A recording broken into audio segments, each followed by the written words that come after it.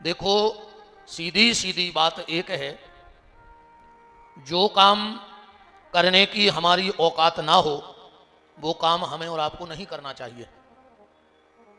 आप कहोगे ये बात हम क्यों कह रहे हैं? ये बात हम इसलिए कह रहे हैं कि कलयुग में हमसे तपस्या नहीं होगी। कि हो सकती है अगर हम आपसे कह दें कि 6 महीने के लिए एक पांव पे खड़े हो जाओ तो क्या हो पाओगे? 5-6 घंटा में मर जाओ कि नहीं मरो? अगर हम आपसे कह दें कि 1 साल के लिए भोजन छोड़ दो तो तुम्हारी मुक्ति हो चाहे न हो, पर रिश्तेदारों की नुक्ति की जुगाड़ पक्की हो जाए, कैसे तो मरा ही जाओ।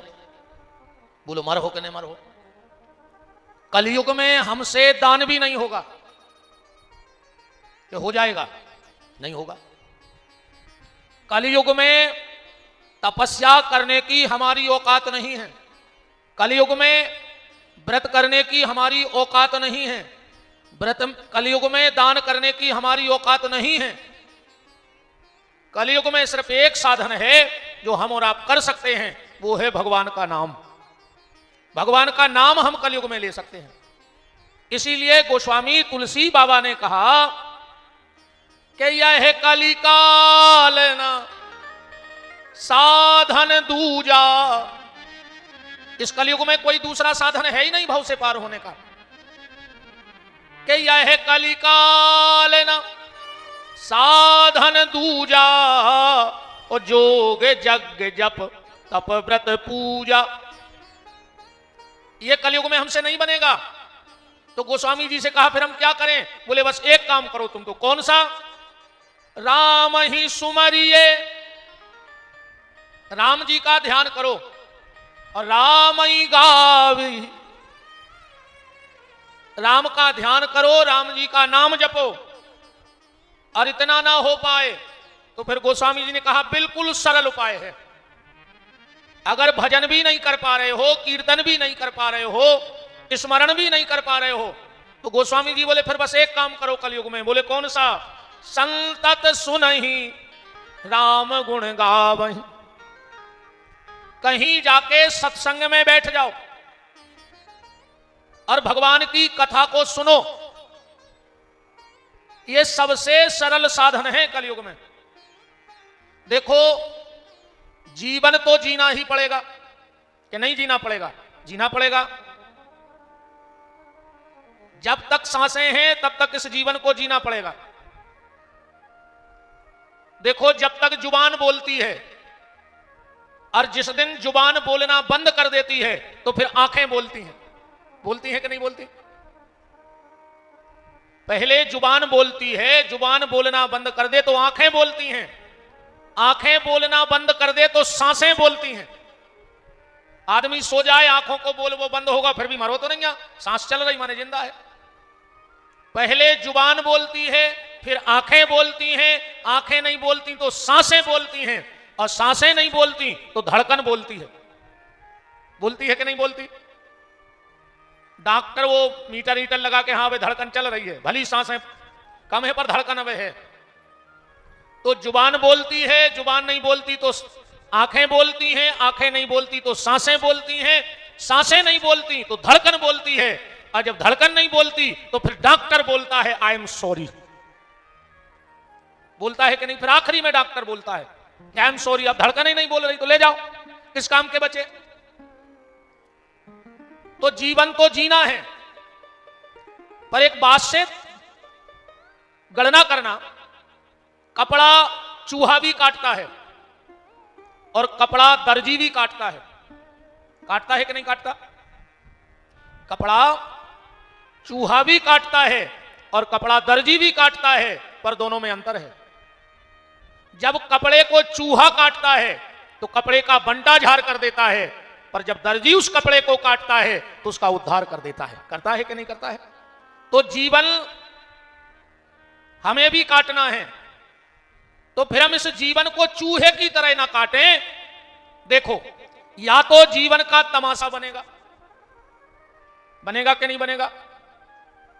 या तो जीवन का तमाशा बनेगा या जीवन का तीर्थ बनेगा। हाथ आपके है कि आपको क्या बनाना है।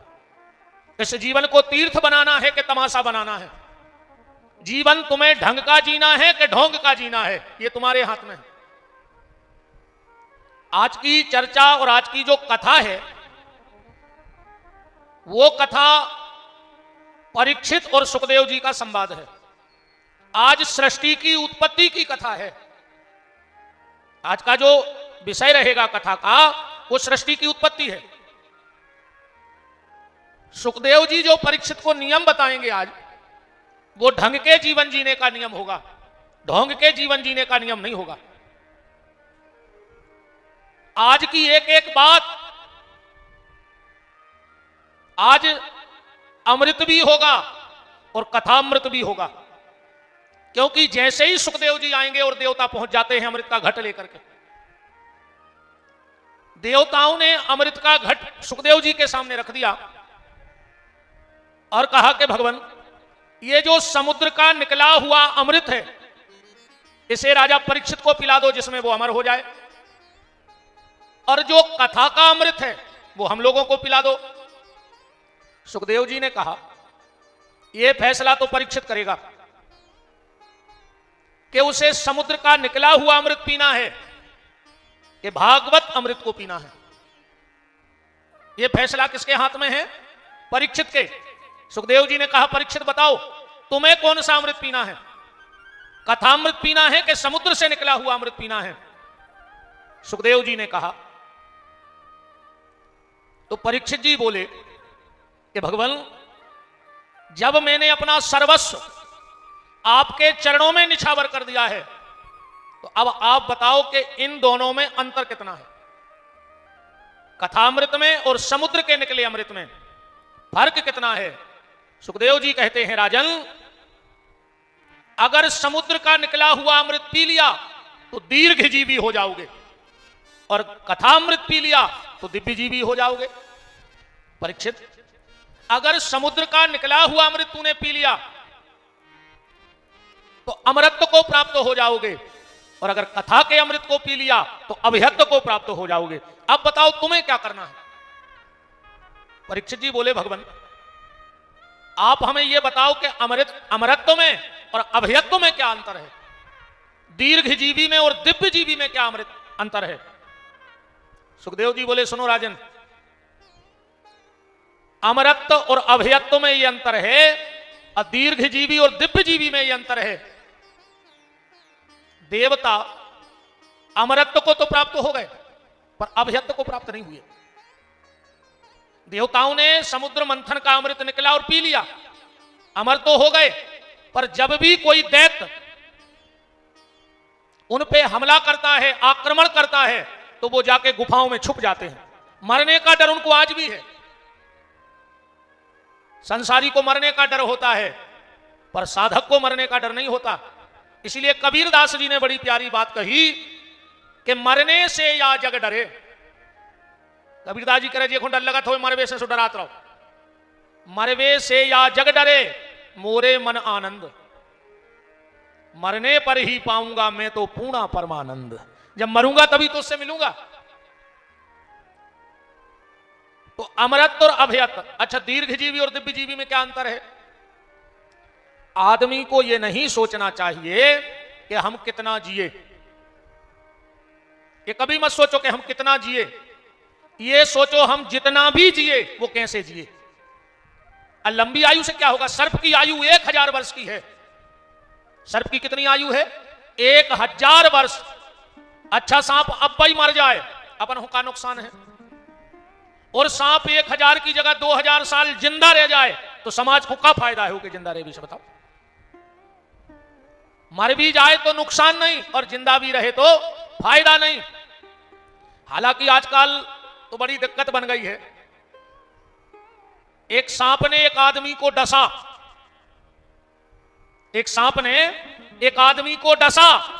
सांप तो सुरक्षित है, आदमी तो सुरक्षित है, सांप चल बसा। अब सांपों ने शहर में वो बंद कर दो, नाक पांच में हुक्म दिखाने लगे, ऐसे हर घर में सांप बैठे। अब तो फन फुलू नहीं बैठे, आदमी आदमी को काट रहा हो। काट रहा है कि नहीं काट रहा है? आदमी आदमी को काट रहा है। अब सांपों की जरूरत ही नहीं बची, कोई जरूरत नहीं अब सर्पों की, आदमी ही काफी है एक दूसरे को काटने के लिए। तो व्यक्ति को यह नहीं सोचना चाहिए कि हम कितना जिए, आदमी को यह सोचना चाहिए हम जितना भी जिए तो क्या हमारे द्वारा कोई अच्छा काम हुआ। वो जिंदगी है जिंदगी जो जिंदगी हो काम की, वो जिंदगी क्या जिंदगी जो रह जाए खाली नाम की। कोई मतलब नहीं ऐसी जिंदगी से। तो आज की जो कथा है वो यही है कि तुम्हारा जीवन तीर्थ बनता है कि तमाशा बनता है, ये फैसला तुम्हारे हाथ में है। देखो आज एक सुंदर भाव से हम अब कथा को निकालते हैं। परीक्षित को गंगा के घाट पर श्री सुखदेव जी से मिलाते हैं। परम श्रद्धेय पूज्यपाद सदगुरु भगवान महंत श्री राम मनोहर दास जी पूज्य मुरलीधर मंदिर बड़ी देवरी प्रणाम करते हुए परम श्रद्धेय पूज्यपाद अनंत विभूषित पूज्य चरण महंत श्री 108 श्री राम अनुग्रह दास जी छोटे सरकार के चरणों में प्रणाम करते हुए और आज की कथा में रसवर से ऐसा भाव हृदय में स्थापित करते हुए आगे प्रवेश करते हैं। और आज की कथा इस कहानी पे पूरी चलेगी। कहानी क्या है? कहानी यह है, ध्यान से सुनना।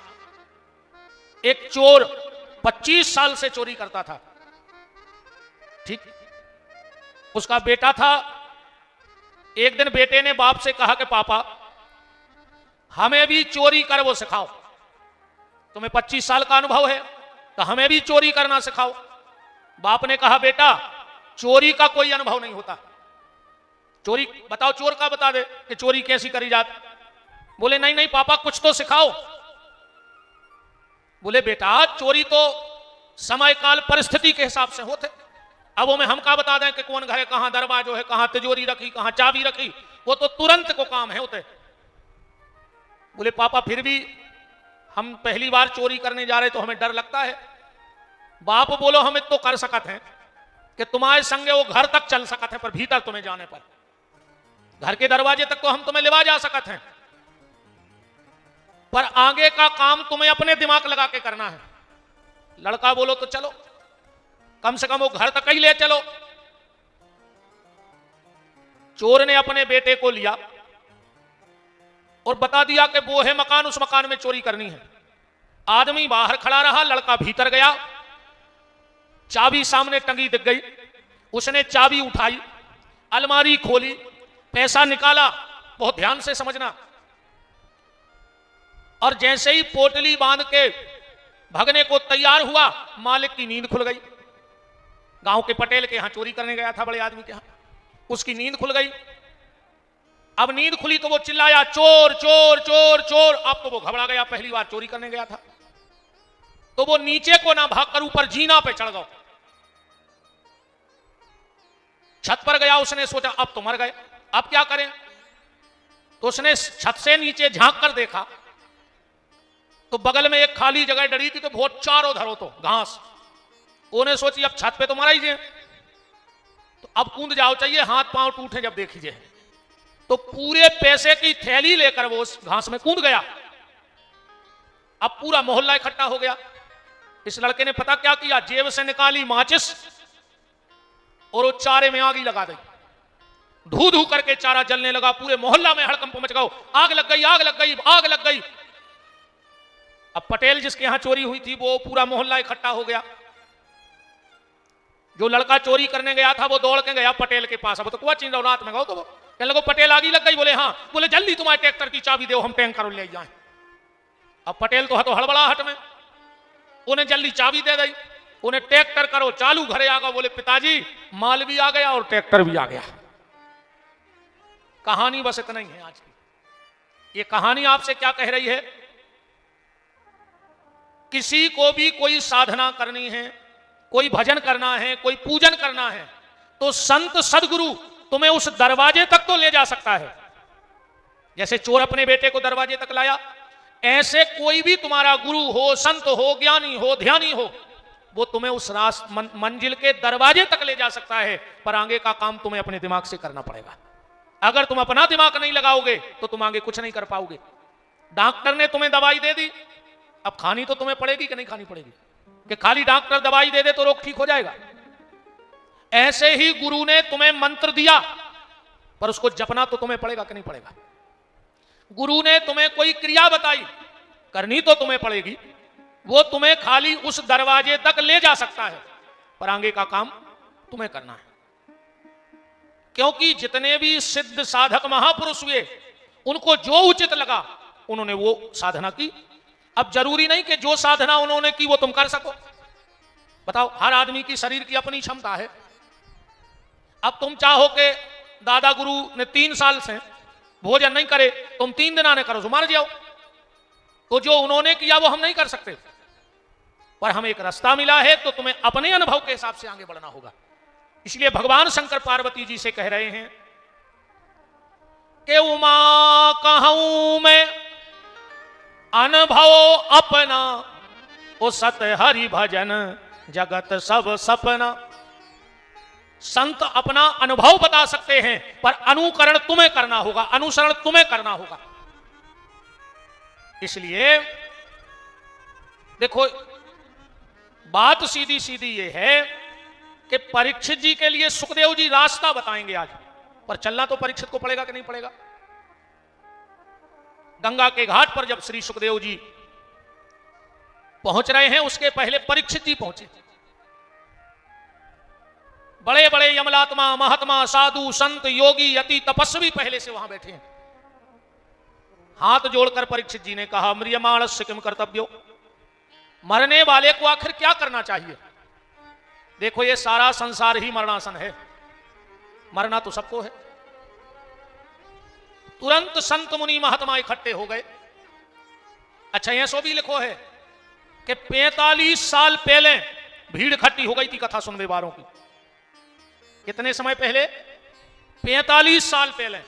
हुआ क्या था, जब परीक्षित जी का जन्म हुआ, युधिष्ठिर ने ब्राह्मणों से कुंडली बनवाई, और जब कुंडली दिखवाई तो ब्राह्मणों ने कहा, महाराज वैसे तो ये बालक तुम्हारे कुल का सूर्य बनेगा, पर जब यह 45 वर्ष का हो जाएगा तो तक्षक नाम के सर्प के काटने से इसकी मृत्यु हो जाएगी। युधिष्ठिर जी तो घबरा गए, बोले महाराज इसका कोई उपाय है? ब्राह्मण बोले, महाराज चिंता ना करो, जो भगवान परीक्षित को बचाने गर्भ में आए थे, वही भगवान परीक्षित को बचाने गंगा के घाट पे आएंगे। अब तो परीक्षित जी ने कह दिया, फिर हमें काय की चिंता, कि हमें चिंता नहीं अपनी, उन्हें चिंता हमारी है, हमारी जान का रक्षक तो चक्र सुदर्शनधारी है। ये बात कानों कान खबर फैल गई, और जाकर के बड़े बड़े ऋषि मुनि महात्माओं को पता लग गया कि 45 साल बाद भगवान प्रकट होंगे गंगा के घाट पे। तो जो बड़े बड़े यमलात्मा, महात्मा, साधु, संत, योगी, यति, तपस्वी कंदराओं में छुपे बैठे थे, वो निकल निकल करके गंगा के घाट पे आ गए। बोले क्यों? बोले हमें भगवान मिले चाहे न मिले, पर परीक्षित के लिए तो आएंगे, तो परीक्षित के साथ साथ हम सबको भगवान के दर्शन का सौभाग्य मिल जाएगा।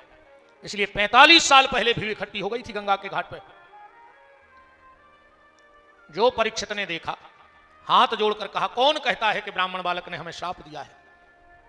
ना ब्राह्मण बालक हमें श्राप देता, ना मेरा घर छूटता, और ना आप जैसे संतों का मुझे दर्शन होता। रही बात मौत की, वो तो आएगी, आज नहीं तो कल, कल नहीं तो परसों, और परसों नहीं तो बरसों के बाद तो मरना ही मरना है। और परीक्षित ने एक बात और कही कि दुनिया में कोई व्यक्ति ये नहीं कह सकता कि हम अमर हैं, पर ये परीक्षित कह रहा है कि हम 7 दिन के लिए अमर हो गए, क्योंकि ब्राह्मण बालक का श्राप मिथ्या हो नहीं सकता। तो अब जा तो गारंटी है कि हम 7 दिन के पहले नहीं मर रहे, तो मुझे मरने का डर नहीं है। बस इतना बता दो कि मरने वाले को क्या करना चाहिए। तुरंत आपातकालीन मीटिंग बैठ गई, पर कोई पक्का निश्चय नहीं हो पा रहा था। उसी समय भागवत जी में लिखा है कि तत्रा भवत भगवान व्यास पुत्रो अलिक्षलिंगो निजलाभ तुष्टई स्त्री पुरुष भेद रहिता 2 अष्ट वर्षा। सुखदेव जी की उम्र कितनी है? 2 अष्ट वर्षा। 8 दूनी 16 साल के हैं श्री सुखदेव जी। व्यास जी से कहा सीधा 16 साल क्यों नहीं लिखा, सीधा 16 साल क्यों नहीं लिखा। अगर कोई से पूछो कै साल के हो गए, मान के चलो हमसे पूछो कै साल के हुए, हम कहते हैं 22 दूनी 44 साल के हो गए आज हम। आज तिथि के हिसाब से हमारा जन्मदिन है, हम संतान सप्तमी कोई हमारा जन्म हुआ था, और संयोग देखो शनिवार के दिन ही संतान सप्तमी थी। आज भी शनिवार को संतान सप्तमी है। हम 44 साल पौने 3 घंटा के हो गए। 1:15 पे शनिवार को संतान सप्तमी के दिन ही हमारा जन्म हुआ था। और तिथि के हिसाब से आज, और तारीख के हिसाब से 5 सितंबर शिक्षक दिवस के दिन पड़ता है। 5 सितंबर को नहीं, हमने ऐसे नहीं कही कि माला पेराव जन्मदिन है।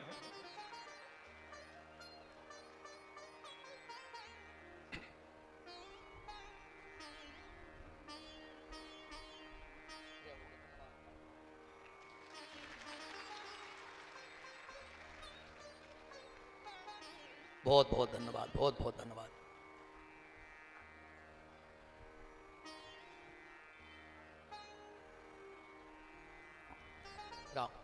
वजन सी पड़ रही है आज का ना, वजन खिंच रहा है गलो। तो श्री सुखदेव जी 8 दूनी 16 साल के हैं। सीधा 16 साल क्यों नहीं लिखा। व्यास जी से पूछा सीधा 16 साल लिख देते तो क्या दिक्कत हो जाती। व्यास जी बोले सुनो, 16 साल के लड़के में आ जाते हैं विकार, पर सुखदेव जी के मन में कोई विकार अभी तक पैदा नहीं हुआ, इसलिए तन की और मन की दोनों की आयु लिखी है। मन से 8 साल के हैं और तन से 16 साल के हैं, इसीलिए लिख दिया दुई अष्टवर्षा अलिक्षलिंगो निजलाव तुष्टई, स्त्री पुरुष भेद रहता। सुखदेव जी ये नहीं जानते कि स्त्री कौन है और पुरुष कौन है, ये उनको पता ही नहीं। वो तो निरंतर राधा कृष्ण के युगल चरणों के चिंतन में लगे रहते हैं। सुखदेव जी वीतराग संत हैं, और संत का स्वभाव क्या है। संत का स्वभाव यह है कि अपमान होने पर क्रोध न आवे और सम्मानित होने पर अभिमान न आवे, और यही आत्म तत्व है, यही आत्मज्ञान है। जिस दिन तुम अपने आप को शरीर से ऊपर मान लोगे, जिस दिन अपने आप को शरीर से ऊपर मान लोगे, तो दुनिया अगर अपमान भी करेगी तो तुम्हें कोई दुख नहीं होगा, और सम्मान करेगी तो अहंकार नहीं होगा। तो श्री सुखदेव जी स्त्री पुरुष के भेद को नहीं जानते। अच्छा, सुखदेव जी हैं कौन, यहां से बात को समझ लो। एक बार देवऋषि नारद माता पार्वती जी के यहां गए। अब पार्वती जी के गुरु जी हैं, तो बड़ा स्वागत सत्कार किया माता जी ने गुरु जी का। पार्वती जी ने हाथ जोड़ के कहा कि गुरुजी आजकल तो तुम आता ही नहीं है, क्या बात है। नारद जी बोले देवी ऐसो है, हमने आजकल गृहस्थियों के घर में जाबो बंद कर दो है। बोले काहे। बोले आदमों ने हमारा बदनाम कर दो कि हम जे के घरे जे हैं वो के घरे लड़ाई हुई है, ऐसे आजकल हम गृहस्थियों के घरे जाते ही नहीं है, हम तो बाहर ही बाहर घूमत हैं। पार्वती जी बोली गुरुजी हमारे घर आ जाया करो, हमारे घर आने में कोई दिक्कत नहीं। नारद जी बोले क्यों, तुम्हारे घर में लड़ाई नहीं होती। पार्वती जी बोली हमारे वो इतने अच्छे हैं कि कभी झगड़ा करते ही नहीं। अच्छा, एक बात और है, माताएं चाहें तो पति की 1 नंबर में तो क्वालिटी बढ़ा देवे, और चाहे तो 1 नंबर में धूरा में मिला देवे। तब हम प्रेम से बुला के देखियो, सुन रही आई जी क्या कहते हैं, आई जी कितनों बड़ा अधिकारी बना दो 1 मिनट में, पुलिस को आई जी बना दो 1 मिनट में, और कहूं नाराज हो पाई। और डब्लू के पापा तुम में नहीं 2 कोड़ी की अक्ल वो की सीताराम कर देते कि नहीं कर देते। श्री वृंदावन बिहारी लाल की। पार्वती जी बोली कि नारद बाबा हमारे पति बहुत अच्छे हैं, रही बात झगड़े की तो हमारे घर में तो वो भी झगड़ा नहीं करते जो जन्म के दुश्मन हैं। कौन। अच्छा एक बात बताओ, सांप और चूहा एक जगह रह सकते हैं? कभी नहीं रह सकते। और भगवान शिव के गले में पड़ा है सर्प, और भगवान गणेश का वाहन है मूषक माने चूहा। एक ही जगह दोनों खेलते रहते हैं। अच्छा, मोर का सबसे प्रिय भोजन क्या है? मोर का सबसे प्रिय भोजन है सर्प। तो बड़े सुपुत्र कार्तिकेय जी का वाहन है मोर, और भगवान शिव के गले में पड़ा है सर्प। पड़ा है कि नहीं पड़ा? अच्छा, क्या शेर और बैल एक जगह बंध सकते हैं? नहीं बंध सकते। पर माता जी का वाहन है सिंह और भोलेनाथ का वाहन है बैल, एक ही खूंटे से दोनों बंध जाते हैं। तो पार्वती जी बोली, नारद बाबा हमारे घर में तो वो नहीं लड़ते जो जन्म के दुश्मन हैं। कारण जिनके घर में भगवान का भजन होता है उनके घर के जानवरों में भी प्रेम हो जाता है, और जिनके घर में भजन नहीं होता उसके घर का इंसान भी जानवरों से बदतर हो जाता है। जहां भजन होगा वहां जानवरों में भी प्रेम होगा, और जहां भजन नहीं वहां के रहने वाले लोग भी जानवरों से बदतर होंगे। अब पार्वती जी बोली, भोलेनाथ ऐसे भी नहीं हमारों में लड़ाई हो। दो दो घर वाली, शंकर जी की कितनी घर वाली है? दो। एक पार्वती और एक गंगा। एक तो 24 घंटा सिर पे ही बैठी रहती। गंगा बैठी रहती सिर पे कि नहीं बैठी रहती? कबों कबों गांव में हम कथा करवे जाएं तो दो चार सियानी माताएं आके एक बात जरूर कहे हमसे, बेटा तुम ही हो कहूं हमारा दुख दूर कर दो। आज तना कथा में एक बात कह दियो अपन को माता जी का कहे, हमारे लड़का ने बहू को मूड़ पे बैठा लो, वो तो घरवारी को मूड़ पे चढ़ाए हैं। कहते हैं अब उनके लाने हमारा ये कई जवाब है कि माता जी जब शंकर जी की उनकी मूड़ पे बैठ गई, अब अपनी बैठ गई तो अपन का करिए भाई, जो कनो नाव काम तो आए नहीं, ये अपना कोई नया काम तो है नहीं। राम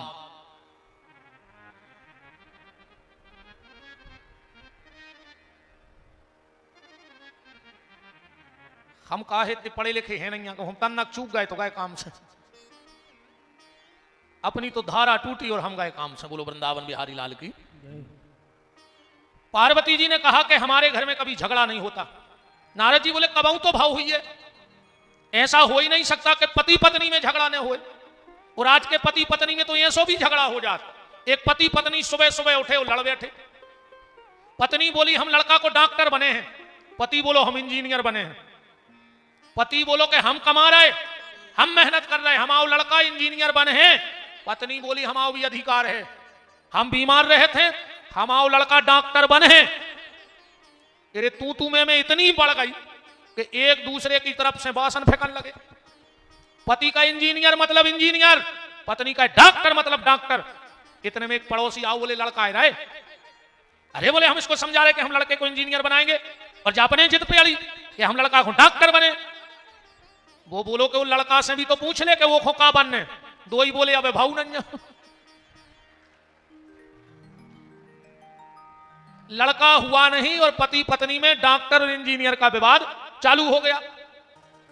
पार्वती जी बोली नहीं नहीं, हम लोगों में आज तक किसी बात पे झगड़ा नहीं हुआ। नारद जी बोले करो याद एक आध बार। पार्वती बोली नहीं। तो नारद जी ने मन में सोची अगर आ जाई ने भाव तो फिर हम भी नारद ने कहा है अभी तक भली तुम्हारे घर में झगड़ा नहीं हुआ पर आज ही होगा, ये मेरी गारंटी है। मन में विचार कर लिया। बैठे बैठे बोले के देवी भोलेनाथ तो तुम्हें हर बात बता देते होंगे छोटी से छोटी। बोले हाँ। तो नारद जी बोले हम आए तो शिव जी से काम हतो, पर अब तुम में लगाई तो तुम ही बता दे, तुम्हें सब बता दे। पार्वती बोली पूछो। नारद जी बोले कि बहुत दिन से हमारे मन में एक शंका है कि शिव जी के गले में ये मुंडमाल पड़े ये कहां से आए। पार्वती बोली बस इतना ही नहीं बताई। नारद जी ने कही अपनो काम तो होगा। देवी अब हम जाएं, अब नहीं लग रहा मन के गुरु जी रुके के जाएं। ठीक है जाओ। नारद जी ये रास्ता से गए और ये रास्ता से भोलेनाथ आ गए। देवी पार्वती बोली उतना खड़े हो जाओ। शिव जी बोले देवी ऐसी तो तुम आज तक नहीं बोली हमसे, करो ये बातें छोड़ो, ये बताओ तुम्हारे गले में ये मुंडमाल कहां से आए। शंकर जी बोले सही बताइयो। नारद आओ तो क्या आज। पार्वती बोली तुम्हें कैसे पता। बोले आओ तो। बोले अब भाई गए बैठे बैठे। शंकर जी समझ गए कि लगा लोग हरिया घर में। देवी वो नारद के चक्कर में न पड़ो, तुम गुरु जी के खिलाफ ने बोलियो। आप तो जा बताओ कि ये मुंडमाल आए कहां से। शंकर जी ने सोची कर रही जमा गौरे वो तो देवी, ये इतना विवाद का विषय नहीं है। बात यह है कि हम तुमसे बड़ा प्रेम करते हैं और तुम जितनी बार मरी हमने तुम्हारी गर्दन काट के माला में पहन ली। पार्वती ने गिनी 108, हम 108 बार मर गए। शिव जी बोले हाँ। और पार्वती बोली तुम भी यही बने रहे, हम ही मरत रहे अकेले, तुम्हें कछू ने भाव। शिव जी बोले देवी हम ऐसी कथा जानते हैं कि हम कभी मरेंगे ही नहीं। पार्वती बोली हम तो जानते तुम भोले आओ, तुम तो महाकपटिया धरे। शिव जी बोले मतलब? बोले जब तुम ऐसी दवा जानते थे तो वो दवा हमें क्यों नहीं पिलाई, बार बार मरवे को चक्कर ही खत्म हो जाए। शिव जी बोले दवाई पीने हैं? बोले हाँ पिलाओ। चलो तो फिर अमरनाथ की गुफा में भगवान शिव ले गए पार्वती को और कहा देवी अब हम तुम्हें अमर कथा सुनाएंगे, पर एक चीज का ख्याल रखना, हम जब कथा कहें तो तुम्हें हुंका भरना पड़ेगा, हुंका। अब सियाने सियाने जानत होंगे जो हुंका, आज के मोड़ी मोड़ा नहीं जानत। पहले अपनी दादी नानी हरे किस्सा सुनाती, अपन हुंका भरते और जब तक हुंका भरते तब तक किस्सा चलती, हुंका बंद माने भैया सो गओ। अब आज के मोड़ी मोड़ा जो कार्टून देख रहा है, अब बेका जाने किस्सा कहानी सुबह खुदा ही कार्टून बने फिर रहा है। आजकल भाई कटिंग चल गई है, ने ये तर पे बाहर ने ये तर पे बीच में मुर्गा कैसी कलगी धरे में फिर रहा है पूरे सागर में। बताओ जो कौन सी फैशन है आए, बताओ ये फैशन को कछु मतलब है? बाप ने 5000 रुपया दाए मोड़ आंखों के पेंट ले आओ, उन्हें उतना ही पेंट लेके और घुटनों पे पटा लाओ, है तुरे दाल दुरी की। और सबसे खतरनाक जी बड़े आदमों की औलाद, तन्नक पैसा भाव और उनके मोड़ी मोड़ा नमूना बने। तुम देखो बड़े बड़े आदमों के मोड़ी मोड़ा ऐसे लगा जैसे कौन सर्कस को जो करने कर हो शहर में, आधे लाल बार आधे पीरे आधे हरी रे कुत्तों घाई, कहा तमाशे मचाए। कम से कम आदमी हो तो आदमी बने रहो, नमूना तो नहीं बनो।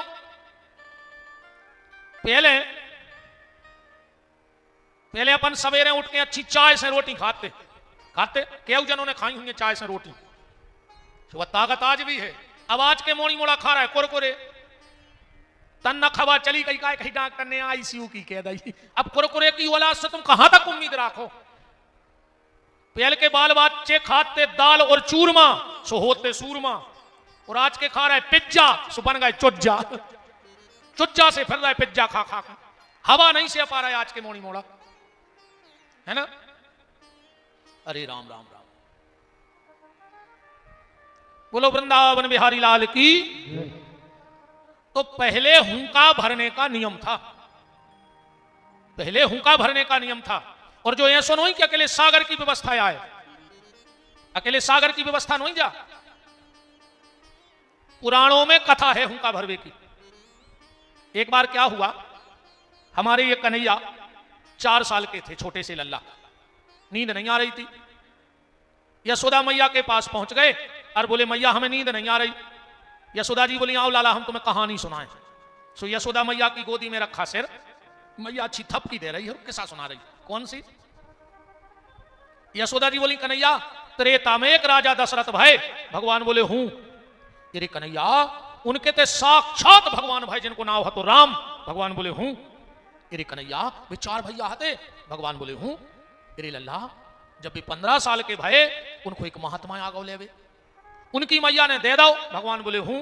अरे लल्ला इतनी प्यारी दुलैया ढूंढ के दई जे को नाव है तो सीता, भगवान मुस्कुरा के बोले हूं। काश भगवान को ब्याह को भारी शौक तो कन्हैया को हल्के से।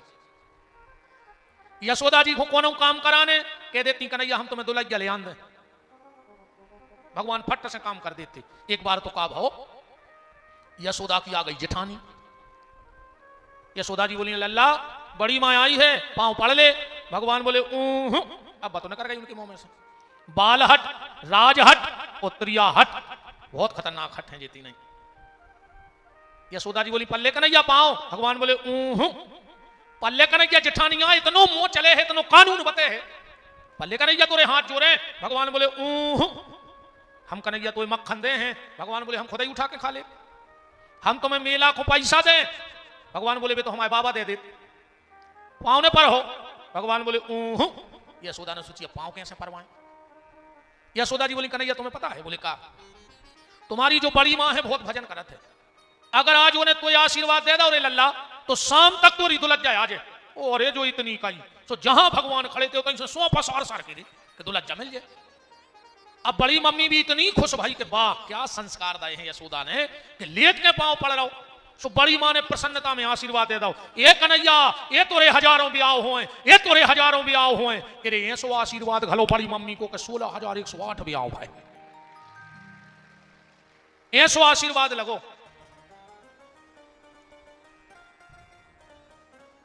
यशोदा जी बोली कन्हैया उनकी मां थी कैकई उन्होंने राम जी को वन भेज दिया। भगवान बोले हूं मेरे कन्हैया।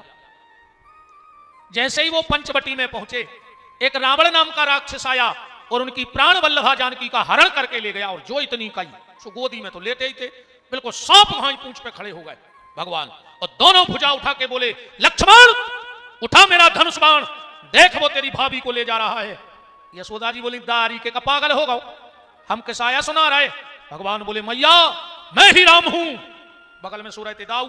यशोदा जी ने जगह उठ के दाऊ जो पागल हो गओ कह रहा हम राम आए। सो बलराम को भी खबर आ गई कहने लगे मैया मैं लक्ष्मण हूं। यशोदा जी बोली भगवान पूरे देवता मोरे ही घरे पैदा भाई जो कह रहा हम राम जो कह रहा हम लक्ष्मण अब ये को बाप है कहे हम दशरथ आए हम समझ गए कन्हैया। भगवान बोले क्या गांव में कहूं राम जीला भाई हुज्जे आज तुम होकर गया सो तुम्हें बनाओ हुज्जे राम और जो दाऊ है गोरो सो को बनाओ हुए लक्ष्मण। तुम उतेसे तो मिट के आ गए पर तुम्हारे जो भूत नहीं उतर रहा है बेटा। तो ये हुंका भरने की परंपरा हमारे यहां शास्त्र में भी है। भगवान शंकर कथा कह रहे थे और पार्वती जी हुंका भर रही थी। जैसे ही 9वें स्कंद की कथा आई भागवत जी की और पार्वती जी की नींद लग गई। कारण क्योंकि भागवत जी का जो 9वां स्कंद है वो में सिर्फ ये कथाएं हैं कि कौन राजा के कितने लड़का भाई कौन को कैसो वंश चलो। पार्वती जी की नींद लग गई।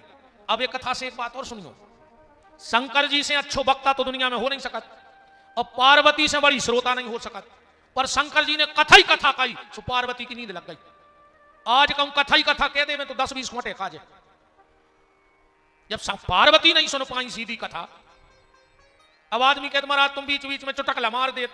अब क्या करें दद्दा हम कहूं पन्ना खोल के पढ़ने लगे तो कहो उपाध्याय जी तक खुद ही चले जाए फैक्ट्री को हिसाब कर भी के आरती में आ रहे हो तुम्हारों की तो छोड़ दे कहो जजमान तक कहते हुए कि हम हिसाब करके आउते जो ना तुम बाँच ली आरती में हमारे घर भर के पक्के कहा है।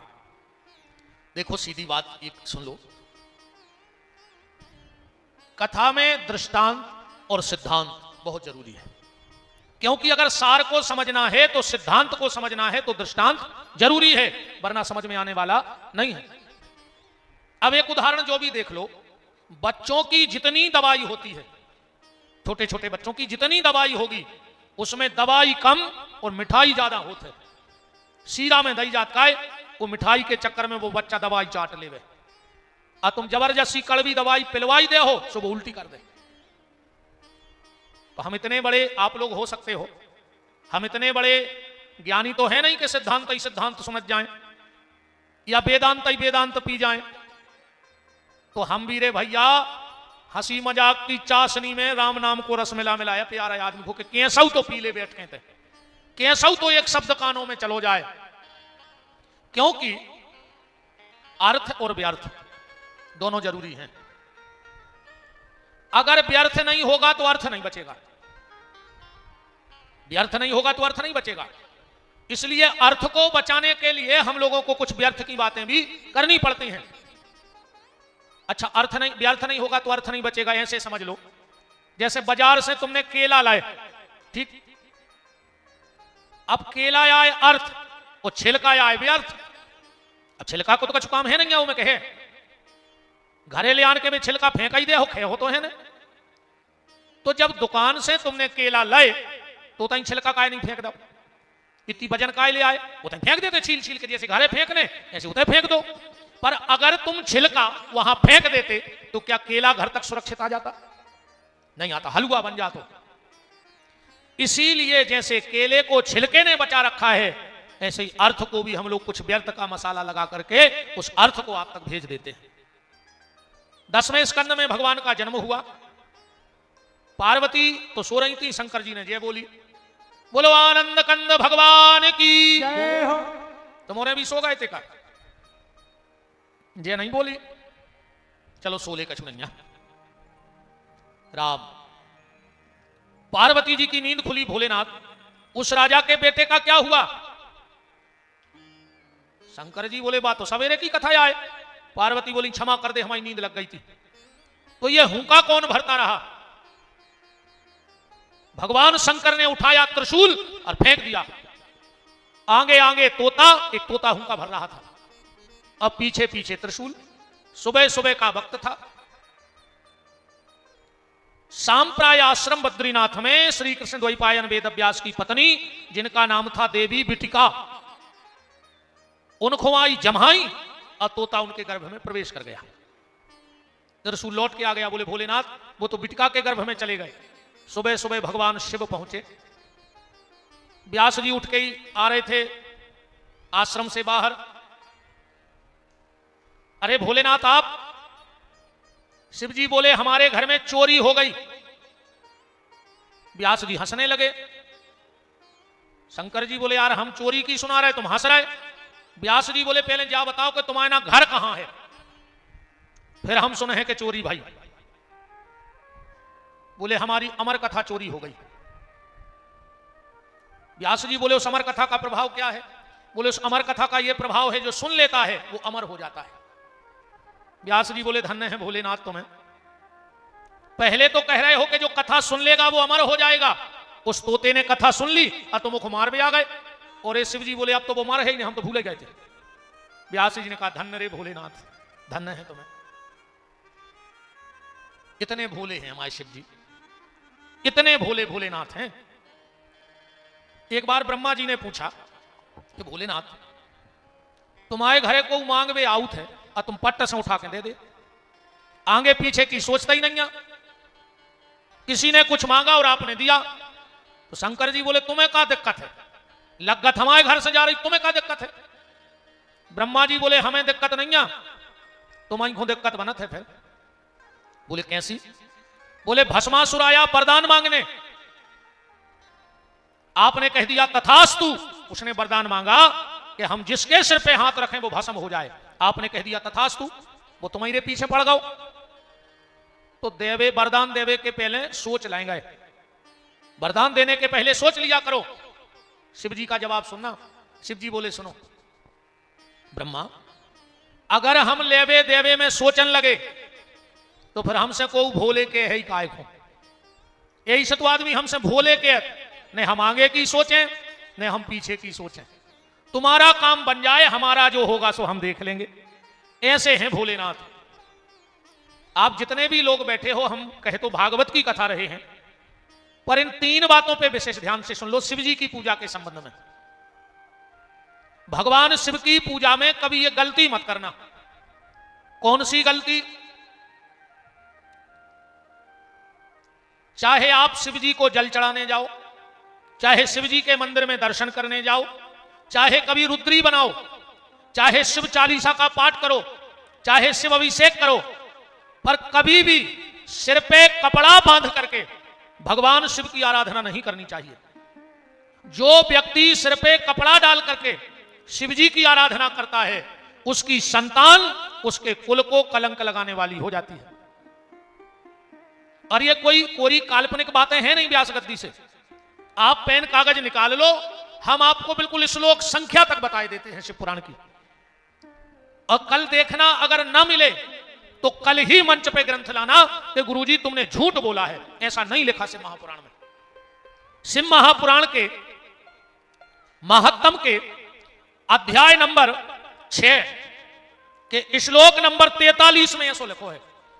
अध्याय नंबर 6 और श्लोक नंबर 43 में लिखा है कि जो व्यक्ति भगवान शिव की पूजा सिर पे कपड़ा डाल के करेगा, उसकी संतान उसके कुल को कलंक लगाने वाली हो जाएगी। पर जो नियम माता जी हरो नैया हाओ ना कल से बाढ़ के कहें अच्छी कथा भाई वे तो सही मोने ढांकत थी। अब पंडित जी और अच्छी चीज बता गए। तो जो आप और नियम नोई, माताओं को 4 जगह खाली सिर नहीं जाना चाहिए, विशेष करके सुहागन माताओं को 4 जगह कभी खाली सिर मत जाओ। सबसे पहले जिसके घर में मरग मौत हुई हो, अगर किसी के यहां बैठने जा रही हो 13 दिन तक भले मायके में जा रही हो पर सिर पे कपड़ा डाल के जाओ, वरना तुम्हारे पति को जीवन में भयंकर कष्ट भोगना पड़ेगा। दूसरा, जिसके यहां शोर सूतक हो 10 दिन तक, बाल बच्चों भाव हो, उसके घर में अगर जा रही हो तो सिर पे कपड़ा डाल के जाओ।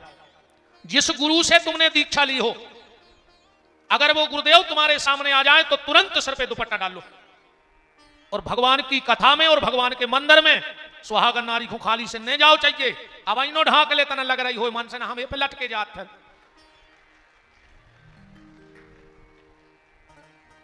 अरे राम राम, डाले तना पहले रे मजाल है कि सिर को पल्ला कंधा पे आ जाए, और आज मजाल है कि कंधा को पल्ला सिर पे चलो जाए। तरक्की बहुत करी अपन ने। जब पूरी लुघरिया लगी फिल्मी गानों में, बहुत पहले एक गाना आओ तो ओढ़ ली चुनरिया तेरे नाम की, सब ठीक ठाक चल रहा हो तो फिर एक गाना बनो, सर की जो सर से वो धीरे धीरे सत्यानाश हो गई, धीरे धीरे लुघरिया लग गई पूरे में। अरे राम राम, पहले बहुत मर्यादा चलती रे। पूछो सियानी सियानी मताई हरें जी बैठी हम आई थे, पूछो इनसे।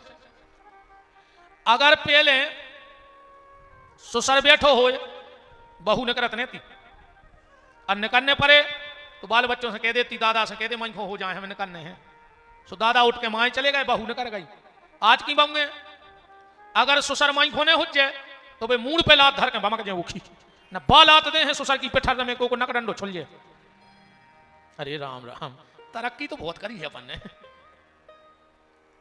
इनमें कई सियाने ऐसे बैठे हुए हैं जिनने अपने बड़े भज्जा के सामने कभी अपने बाल बच्चे ने खिलाए हुए हैं। बाप तो बाप हो तो पहले बड़ो ही भज्जा बाप जी सो तो। आज के भैया हरे अस्पताल में लाए फिर रहे तत्तु बेशरम, नाक पे चीथरा डाल ले रहे तनक, बिल्कुल ही मान मर्यादा सीताराम कर दी। अरे राम राम राम, का हुई रे आगे है? तो पहली भगवान शिव की पूजा में इस चीज का विशेष ख्याल रखना कि सिर पे कपड़ा डाल के शिव आराधना पुरुष वर्ग को नहीं करनी। दूसरा, अब माताएं और पुरुष सब ध्यान से सुन लो, जितने भी लोग शिव जी को जल चढ़ाते हो, सीधा जल कभी भगवान शंकर की पिंडी पे नहीं चढ़ाना चाहिए। आदमी ने लोटा भरो और जाकर शंकर जी के ऊपर डाल दो, अपराध लगेगा। और यह भी कोई काल्पनिक बात नहीं है, आपसे पुराण पढ़ो, उसमें लिखा है बाण लिंगम च लोह लिंगे सिद्धलिंगे स्वयं भवी चंडिकारा अधिकारा भवेत। भगवान शिव की जो पिंडी है उसमें चंड का अधिकार होता है, बीच में चंड बैठा होता है, और जब जल की धार हम सीधी डालते हैं तो वो चंड के ऊपर गिरती है और चंड हमारी बुद्धि में बैठ जाता है। इसलिए इतनी पूजा पाठ करने के बाद भी बताओ घर में कछु सुधार हो रहा हो? पूरे साहुन तुम्हारों ने बेलपत्री नहीं बचन दी, अब जा बताओ कि सुधार कितने गए साहुन में? बताओ कहां सुधार भाव? मन धरो कारिया और पूज रही बारिया, घर को पूरा धागा लपेट दो बारिया में ले जाके, सुबह बारिया नहीं बढ़ पा रही, 3 फुट धागा लपटो हर बारिया पे, सुबह पेड़ और माई के माई गंगा से कह देगा।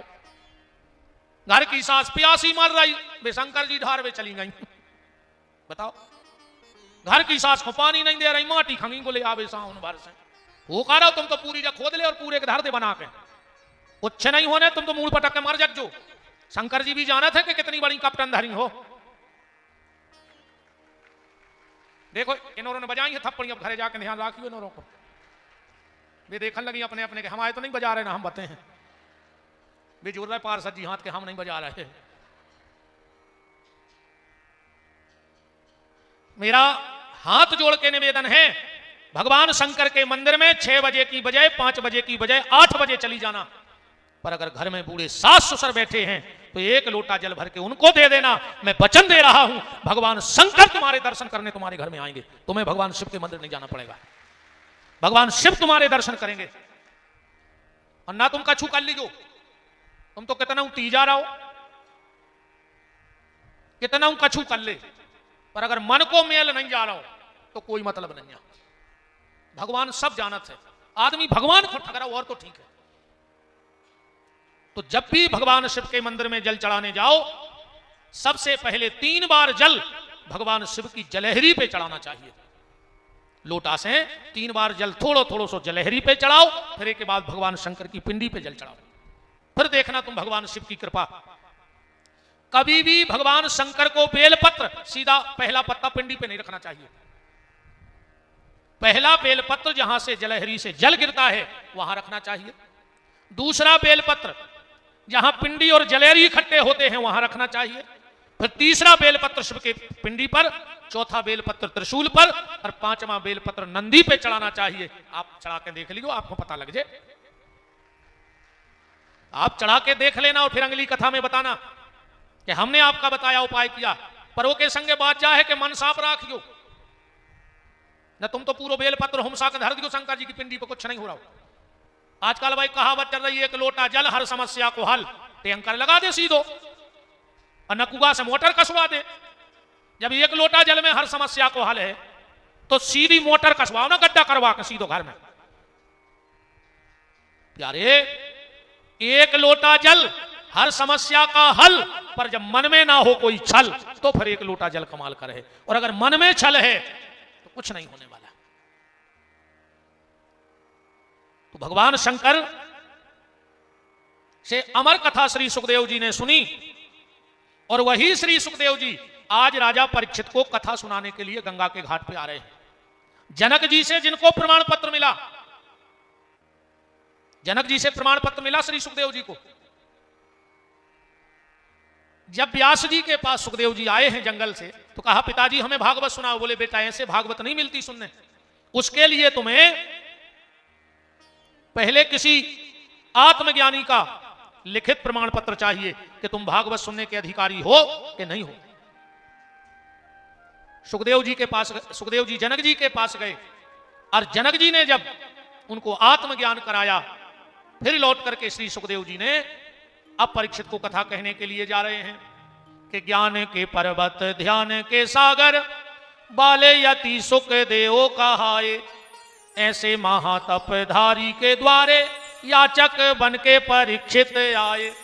जान मनोरथ राजा का मुनि राजे कृपा के घन बरसाए।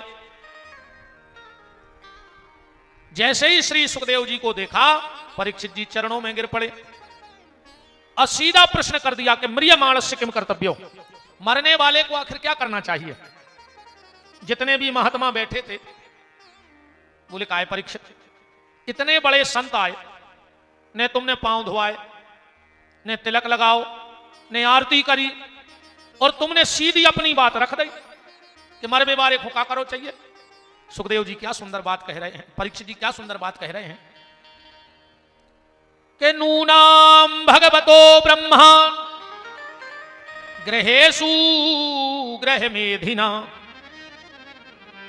जो सुखदेव जी जैसे परमहंस संत हैं वो ज्यादा कहीं रुकते नहीं हैं। कितना रुकते हैं? बोले ग्रहेषु ग्रह मेधिना, गैया को दोह करके दूध पी लिया जाए उससे ज्यादा परमहंस संत कहीं बैठे ही नहीं सके। परीक्षित जी बोले, अब जा बताओ, हम इनके हाथ धुलाते, पांव धुलाते, आरती उतारते और इनको हो जातो समय, सुबह उठ के चले जाते, हमारी बात अधूरी रह जाती। तो हमने सोचा पहले अपनी बात पूछ लें, फिर अगर टाइम मिले तो आरती पूजा हुई है। अब बात भी सही है भैया, अगर जीवन में कोई संत मिले तो उनसे व्यर्थ की बातें न करो। उनसे तो जा पूछ ले कि हमारे भजन में मन नहीं लग रहा, हम करें का, हम कैसे भगवत प्राप्ति करें। ऐसे दुनिया की बातें पूछवे तो दुनिया बैठी है।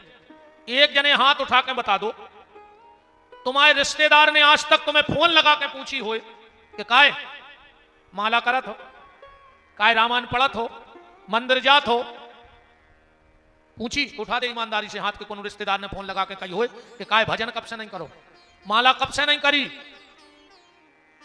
कोई नहीं पूछता। किसी ने पूछा तेरा परिवार कितना है, किसी ने पूछा तेरा मालो जार कितना है, पर किसी ने यह नहीं पूछा कि प्रभु से प्यार कितना है। ये तो कोई संत ही पूछेंगे कि भजन करते हो कि नहीं करते। ऐसे शास्त्र कहते कि 3 लोग अगर सो रहे हुए तो जगा दो चाहिए। 3 लोग सो रहे हो तो जगा दो, और 3 लोग अगर सो रहे हो तो चाहे तुम्हें ठंड में ठिठुरने पड़े, अपनी पल्ली उड़ा दियो इन 3 को, मानो जगा दो ने। कौन कौन?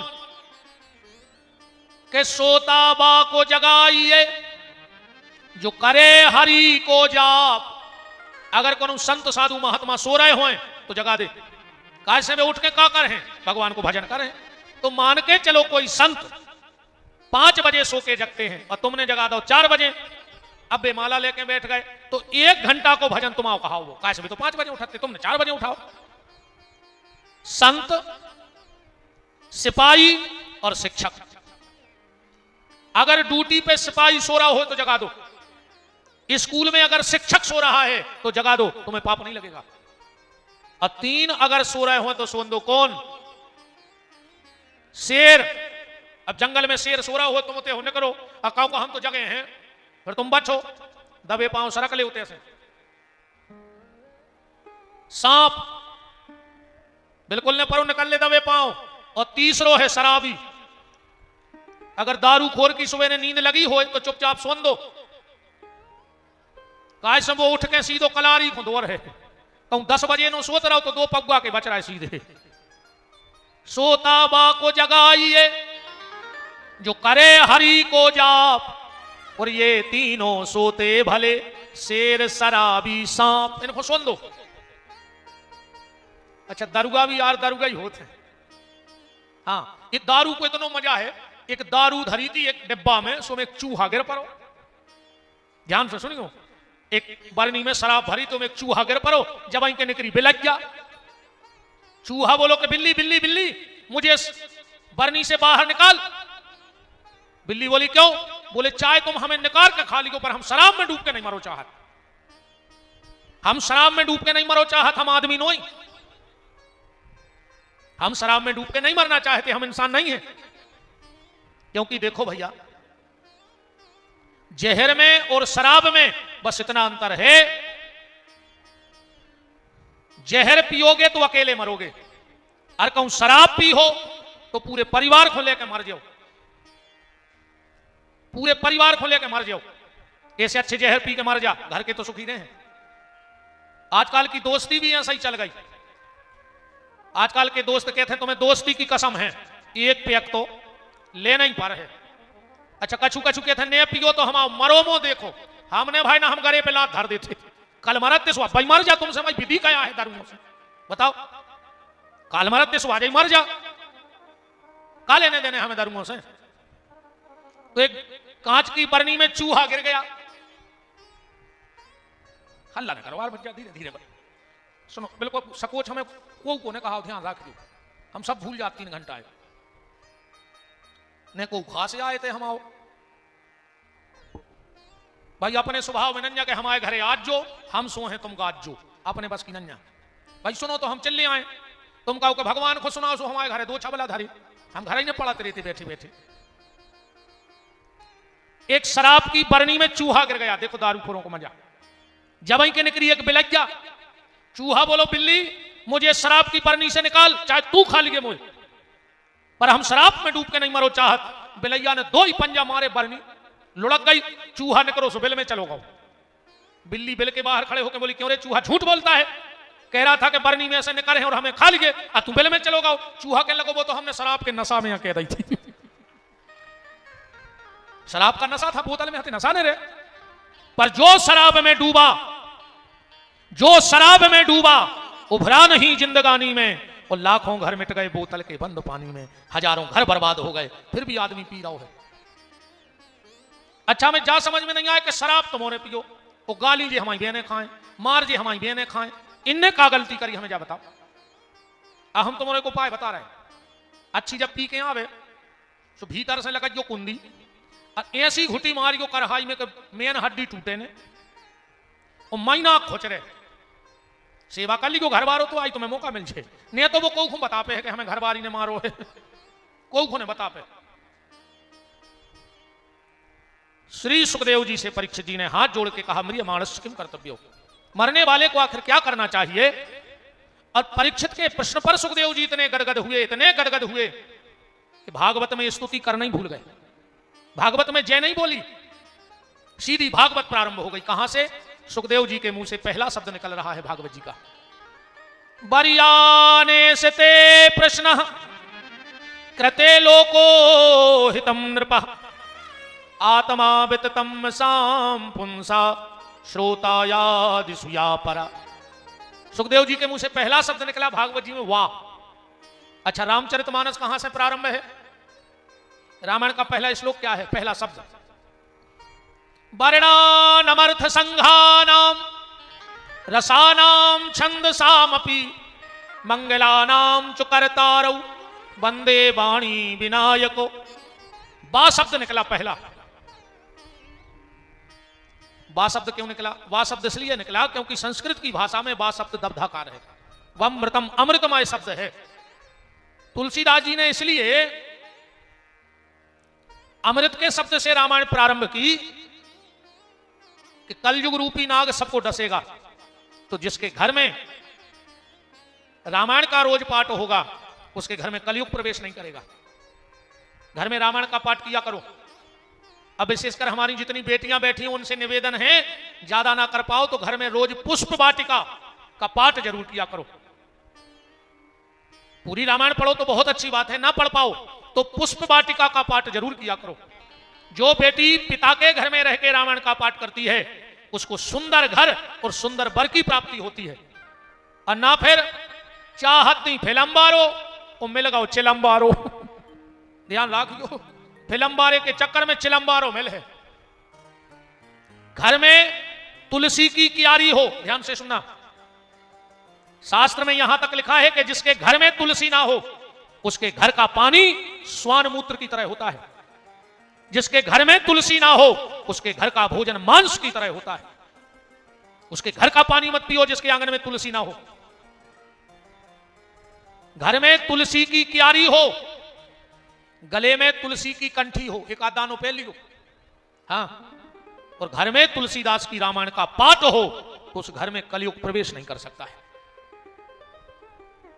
तो बा शब्द इसलिए तुलसीदास जी ने पहला निकाला। और सुखदेव जी भी जानते हैं कि तक्षक के विष से परीक्षित को डर है, इसलिए अमृत के शब्द से भागवत प्रारंभ कर दे तो परीक्षित को फायदा करेगा।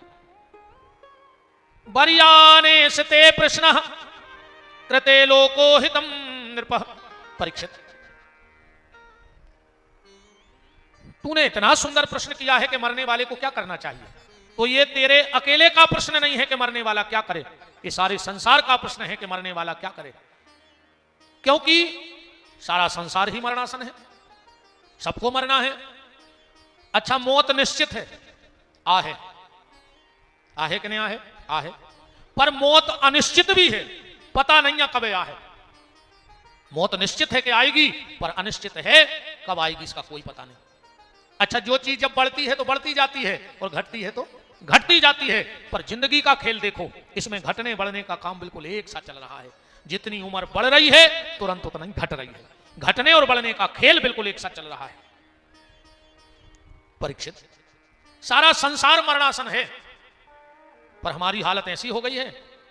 एक पेड़ पर उल्लू बैठा था और बिल्ली पहुंच गई। जब उस उल्लू ने बिल्ली को देखा तो उल्लू ने आंखें बंद कर ली और विचार कर लिया कि बिल्ली भाग गई। अब बताओ, उल्लू के आंख बंद करे से बिलैया थोड़ी भाग गई। अब बिल्ली ने झपट्टा मार के उल्लू को खा लिया। वे उल्लू अपने बैठे अपन आंखें बंद करें कि हमें मारने ही नहीं है, हमें मारने ही नहीं है। तो काल रूपी बिल्ली एक झपट्टे में सीताराम करके चली जाती है। परीक्षित, कृते लोको हितम नृपः, ये सारे संसार की हित की बात तुमने पूछी है कि मरने वाला क्या करे, तो तस्मात् भारत सर्वात्मा भगवान ईश्वरो हरि श्रोतव्य कीर्तव्याश्च स्मर्तव्य। मरने वाला तीन काम करे। सबसे पहला बताया श्रोतव्य, भगवान की कथा का श्रवण करो, सत्संग करो। दूसरा सूत्र बताया कीर्तव्याश्च, अधिक से अधिक भगवान के नाम का जप करो। और तीसरा शब्द बताया स्मर्तव्य, भगवान का स्मरण करो। नारायण कवि ने तो कितनी प्यारी बात कही कि दो बातों को भूल मत, जो चाहे कल्याण, और नारायण एक मौत को दूजे श्री भगवान। बस दो चीजों को ध्यान रखो कि एक भगवान है और एक हमें यहां से जाना है। और आदमी दो ही चीजों में भूल गया, अपनी मौत भूल गओ और भगवान को भूल गओ। सुखदेव जी 3 बातें बता के चलने लगे। परीक्षित जी बोले कहां जा रहे? बोले तुम्ही ने तो कहा था कि हम ज्यादा कहूं रोकत नहीं, हमारा टाइम होगा हम चले। ठीक है तो फिर चले जाओ, पर एक बात बताओ, आपने मरवे वाले को कौन सा काम बताओ? पहला बोले श्रोतव्य, कथा सुनो। परीक्षित बोले तो हम हैं मरवे वाले, हमारा तो पक्को हो ही जाओ, और आपसे अच्छो नहीं है सुनावे वालों, सो या तो कथा सुनाओ ना आपकी बात झूठी। सुखदेव जी बोले तुमने हमें फंसा लो अपनी बात में। बोले बिल्कुल ठीक है तो हम तुम्हें कथा सुनाएंगे। परीक्षित जी हाथ जोड़ के बोले पर जा बताओ, क्या 7 दिन में हमारा उद्धार हो जाएगा? क्या 7 दिन में मेरा उद्धार हो पाएगा? सुखदेव जी बोले परीक्षित 7 दिन बहुत होते हैं, 7 दिन बहुत होते हैं। मतलब अच्छा एक बात, एक कथा से एक बात और देखियो, अगर डॉक्टर अच्छो हुई है तो आधी बीमारी डॉक्टर हाथ देख के दूर कर देते। अच्छा भर डॉक्टर हो तो आधी बीमारी हाथ देख के दूर कर देते। तुम अच्छे डॉक्टर के जाइयो वो हाथ पकड़ है, अरे यार तुम्हें है का यार, तुम हराब का आ जात फिर ही रहे और हमारी जान खावे आ जात, तुम्हें कुछ नहीं है। अब आए हो तो ये 2 ताकत की गोली लाई जा, अब नहीं आइयो। अब चाहे वो घरे जाकर मर जाए पर गली में समोसा खा ले, हमें कछु ही नहीं डॉक्टर ने कह दी।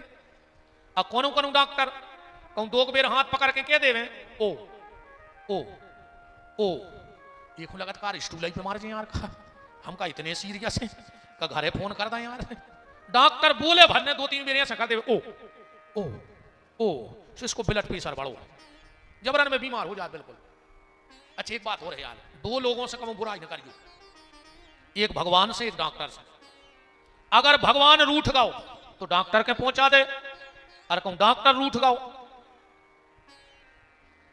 अच्छा एक बात और देखियो प्रमोद भैया, डॉक्टर की अस्पताल में ऐसा क्रास को लाल वो बनो रहे थे, लाल क्रास, वो को मतलब पता है? बताएं। डॉक्टर कहते खड़े खड़े आओ और लेट के जाओ, खड़े खड़े आओ और लेट के जाओ। अच्छा धन को निशान ऐसे बनाए रहे थे कि मरीज कितना घाटा में चलो जाए हम तो प्लस में रहे हैं, तुम कितना माइनस में बने रहो पर हम तो प्लस में रहे हैं। ऐसे वो धन को निशान बनो कि बेटा कितना ले आइयो, धन तो तुम्हें हित छोड़ के जाने पर है। ज्यादा बुराई न करें हमें धरती में कोनो नाम पे जाए कन कोनो डॉक्टर ने हमारी कथा सुन लाई ऐसो, अरे भज्जा ये मुझे पता नहीं है डॉक्टर तो भज्जा भगवान यहाँ आए नहीं नहीं, ये तो हंसी मजाक की बातें आए। अच्छा एक बात और है, आप सुनाइए, आप तो जो जैसे देखिए, 2 लोगों को तुमने ढूंढ रहे हो और एक व्यक्ति तुम्हें ढूंढ रहा हो तो घरे लिख दियो तो सर्व सुखी परिवार। 2 जनों तुमने ढूंढ रहे हो और 1 जनों तुम्हें ढूंढ रहा हो तो लिख दे के सुखी परिवार। 2 लोग कौन? डॉक्टर को और वकील को तुमने ढूंढ रहे हो, डॉक्टर को और वकील को तुमने ढूंढ रहे हो और पुलिस वाले तुम्हें ढूंढ रहे हो। समझ लियो तुम बिल्कुल। अब बताओ जब डॉक्टर काय को ढूंढ, जब बीमारी ने रहे धंधी फांदी ने हुई तो काले ने हमें वकील से, डॉक्टर और वकील को अपन ने ढूंढे, अब पुलिस वाले अपन को ने ढूंढे सो अपन सुखी। पर ईमानदारी यह है कि अगर अच्छा डॉक्टर होगा तो आधी बीमारी तो हाथ देख के दूर कर देगा, अगर डॉक्टर खराब होगा तो प्राण ले ले मरीज के। पर सुखदेव जी 1 नंबर केस पे लिस्टे हैं इस मामले में। परीक्षित जी 7 दिन को भर्ती हो गए आए और सुखदेव जी का कह रहे कि चिंता न करो राजन, 7 दिन अभी बाकी हैं, पल ही पल में परलोक प्राप्त होता है। कि खड़बांग से राजा का मोक्ष 2 घड़ी में हुआ, तेरा तो शरीर अभी 7 दिन तक बाकी है। और ऋषि सब साक्षी हैं, कथन यह है मेरा, भागवत पुराण से दुख दूर होते हैं। और देखता हूं आज से 7वें दिन तुम्हारे लिए, राम नाम मोक्ष द्वार कैसे नहीं खुलता है। परीक्षित हम खोलेंगे तुम्हारे लिए मोक्ष का दरवाजा। पर परीक्षित उसके लिए देखो, जब डॉक्टर इलाज करता है तो परहेज जरूर बताता है कि भैया हम ठीक तो कर दें पर हमारे हिसाब से चलने पर परहेज। एक डॉक्टर ने एक मरीज से कही, बोले डॉक्टर साहब कितने दिन में ठीक कर दे? बोले 1 महीना की गारंटी है, पर उसके लिए परहेज करना पड़ेगा। बोले क्या? बोले हल्का हल्का खाना पड़ेगा, हल्का फुल्का। अरे वो मरीज 1 महीना बाद और बीमार होगा। डॉक्टर के यहाँ बोले डॉक्टर साहब तुमने कही थी, जैसी जैसी तुमने कही हमने करो, हम बीमार हो गए। बोले मतलब? बोले तुमने कहा था हल्का फुल्का खाना। डॉक्टर साहब बोले तुमने कहा खाओ? बोले 1 महीना से पूड़ी कचौड़ी समोसा। कहले क्यों रे, ये हल्का फुल्का है? बोले डॉक्टर साहब तेल में बोआ यतरात तो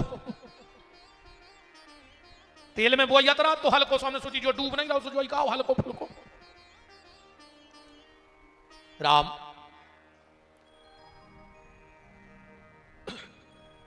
देखो सुखदेव जी कह रहे हैं परीक्षित चिंता मत करो। बोले फिर क्या करें? बोले चिंतन करो, क्योंकि चिंता में और चिता में लिखने पर तो एक बिंदी का फर्क है। लिखने पर कितना फर्क है? एक बिंदी का, पर वास्तविक जीवन में बहुत फर्क है। चिंता जिंदा को जलाती है और चिता मुर्दे को जलाती है। चिंता जिंदे को जलाती है और चिता मुर्दे को जलाती है।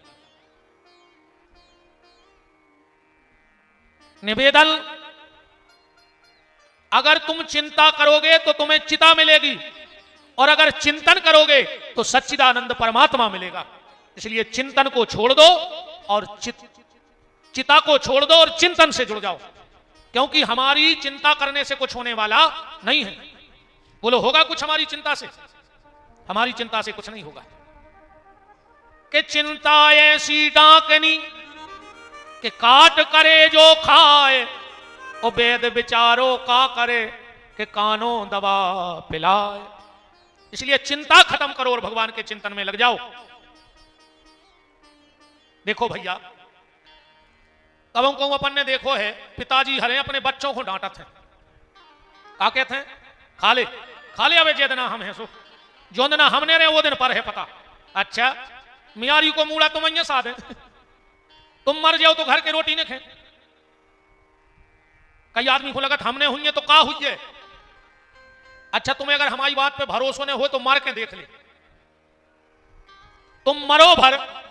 पहले तुम आए थे किराने को सामान आत हुई है थैला में, तुम मरो भर। अगर 11वें दिन यहाँ पे भर के 13 को सामान नहीं आए तो विपिन बिहारी को नाम बदल दियो। तुम क्या जान रहे कि तुम मर जाओ घर के खेने। जबरन की सेल्फ कैसी छिपकुली ने बनो। एक सेल्फ में छिपकुली चिपकी थी, वो से कही के उतरो, बोली पागल हो हम उतर हैं तो जब छत गिर पर जान रही हम साथ हैं। ऐसा ही बात छिपकुली हम और तुम बैठे, हम लोग चाहत हमने हुई है तो का हुई है। वेद मरे रोगी मरे मरे जलावन हार, और देखन हारे मर गए सुजा को ता संसार। ये तो कोनो फर्क नहीं पड़ो को के जाए। अब देखो भैया सीधी बात है, भगवान तो कितनी चिंता कर रहा हूं कि जब दांत न थे तब दूध दयो, जब दांत दए तो खो अन्न भी दे है। जड़ में चेतन पशु पक्षिन में सबकी सुधि लेत वो तोरी भी लई है। और जान को देत अजान को देत, जहान को देत वो तो को भी दई है। और रे मन मूर्ख सोच करे तोरे करे कछु हाथ न रही है। अपने करे कुछ नहीं हुए तो कभी कभी ऐसी घटना घट जात तो अपन जानत के हमारी सब कछुआ है। घटना कैसी? एक बैलगाड़ी के नीचे कुत्ता चलो जा रहा हो तो एक दूसरे गांव में वो निकलो सोते के कुत्ता ने ये कुत्ता से कहीं सुनो तो कहने लगो पागल हो पूरी बैलगाड़ी हमारी पे धरी। अरे वो कहने लगो गाड़ी हाँ करे बेल, अरे कहने लगे हमारी पीठ पे है। कहने लगे जैसे तुम खड़े हो जो तो बैलगाड़ी खड़ी हो जाए। बोले बिल्कुल। अरे जब के कुत्ता खड़ो भाव और हाँ के बारे ने रस्सी खींच लाई सो बेल खड़ी हो गए। कहने लगो देख ले हमारी पीठ पे आती। अच्छा वो कुत्ता को ज्यादा घमंड होगा। एक दिन गाड़ी के नीचे निगत जा रहा हो तो बेलवा बेफर जा गए, उन्हें मिलाकर दाई कुत्ता मिला सो बॉर्डर हो भाग रहा है। बैलगाड़ी 10 हाथ दूर हो रहे। वो कहने लगे हम तो झूठे भरम में आते थे, बैलगाड़ी तो बेलवा यहाँ कराए थे। ऐसे ही ये बिल्कुल मत सोचो कि हम नहीं होंगे तो क्या होगा। तुम व्यर्थ की चिंता मत करो, तुम तो चिंतन करो भगवान का। अब श्री सुखदेव जी कथा कहने के लिए बैठ रहे हैं।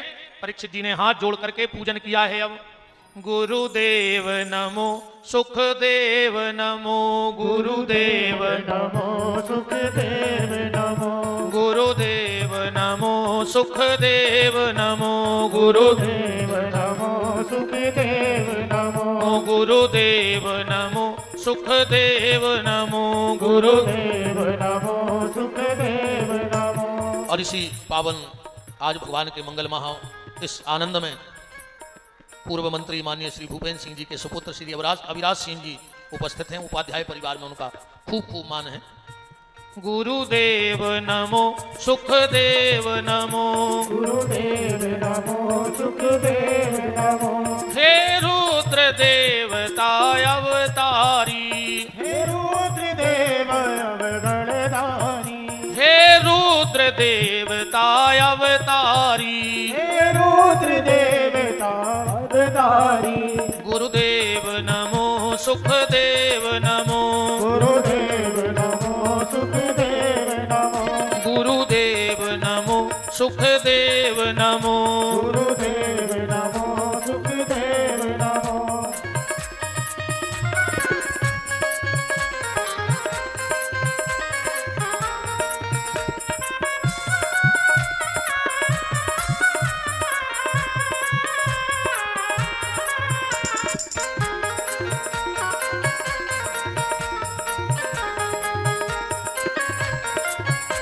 हे व्यास नंदन शुभकारी, हे हे व्यास व्यास नंदन शुभकारी, हे कृष्ण कथा के अवतारी, हे कृष्ण कथा के अवतारी, गुरुदेव नमो सुखदेव नमो, गुरुदेव नमो सुखदेव नमो, जो तबला बज रहा है ये पे मरी खाला चढ़ी मर गई है वह, फिर भी भगवान की कथा में बोल रही है।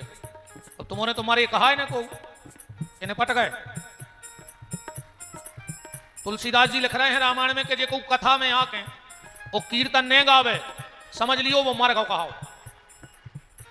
चौपाई पढ़ ले तुम तो, जिन हरि भगत हृदय नहीं आनी तो जीवत सौ समान ते ही प्राणी। तो अब हम तो गा ही रहे, हम जिंदा हैं। अब तुम्हारे अगल बगल में देख ले साइलेंट अटैक ज्यादा आ रहा है, तो जे की ताली ने बज रही हो और मुंह ने खुल रहा हो तो समझ लियो कि ने पट गाओ। ठीक, देखो अगल बगल कौन की ताली नहीं बज रही, समझ लियो कि गाए। गुरुदेव नमो सुखदेव नमो, गुरुदेव नमो सुखदेव नमो, हे सतव्रतधारी ब्रह्मचारी, हे सतव्रतधारी ब्रह्मचारी, हे सतव्रतधारी ब्रह्मचारी, हे सतव्रतधारी ब्रह्मचारी, गुरुदेव नमो सुखदेव नमो, गुरुदेव नमो सुखदेव नमो, गुरुदेव नमो सुखदेव नमो, गुरुदेव नमो सुखदेव नमो, संसार समझना है जिनको, संसार समझना है जिनको, जीवन सार समझना है जिनको, जीवन सार समझना है जिनको, भव पार उतरना है जिनको, भव पार उतरना है जिनको,